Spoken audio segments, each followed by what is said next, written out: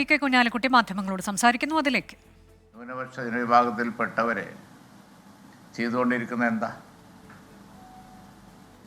വലിയ തോതിൽ രാജ്യം തന്നെ ഞെട്ടിത്തരിച്ച നിലയിലാണുള്ളത് മണിപ്പൂരിനെ ഓർത്തിട്ട്. രാഹുൽ ഗാന്ധി പറഞ്ഞതുപോലെ പ്രൈം മിനിസ്റ്റർ ഒന്നും അങ്ങോട്ട് പോലും ചെയ്തിട്ടില്ല. ആ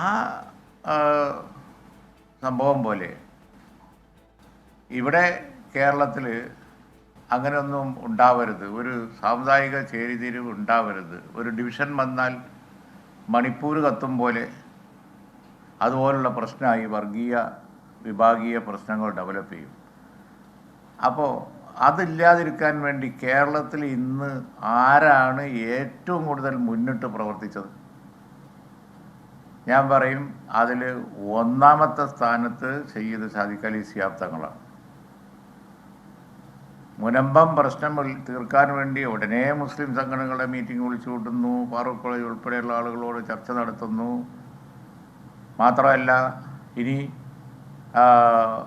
മതമേലധ്യക്ഷന്മാരോട് സംസാരിക്കാൻ ആവശ്യമുണ്ടെങ്കിൽ അതിനുവരെ തയ്യാറാവുന്നു.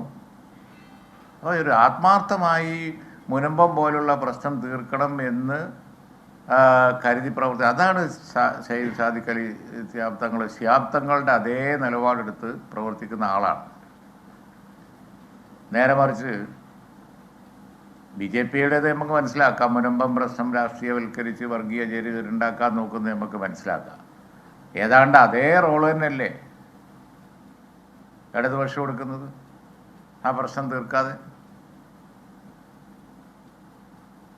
അതേ റോൾ തന്നെയാണ് അവർ കൊടുക്കുന്നത്. അപ്പോൾ പാണക്കാട് തങ്ങന്മാരുടെ മഹത്വം ഇവർക്കൊന്നും ഉൾക്കൊള്ളാൻ കഴിയില്ല. പാണക്കാട് തങ്ങന്മാർ എവിടെ നിൽക്കുന്നു? ഒരു സാമുദായിക ചേരിതിരിവ് വരുമ്പോൾ ശിഹാബ് തങ്ങൾ എന്ത് റോളെടുത്തോ അത് തന്നെയാണ് സയ്യിദ് സാദിഖ് അലി ശിഹാബ് തങ്ങൾ കൊടുക്കുന്നത്. അദ്ദേഹം സ്വന്തം നിലയിൽ തന്നെ കേരളത്തിൽ സമാധാനത്തിന് വേണ്ടി സൗഹൃദ യാത്ര കേരളമൊട്ടാകെ നടത്തിയ ആളാണ്. ഈ കാലഘട്ടത്തിൽ ഏറ്റവും അധികം നമ്മൾ മൈൻഡ് ചെയ്യേണ്ട ഒരു വിഷയം സാമുദായിക ചേരിതിരിവ്. പി കെ കുഞ്ഞാലിക്കുട്ടിയാണ് മാധ്യമങ്ങളോട് പ്രതികരിക്കുന്നത്.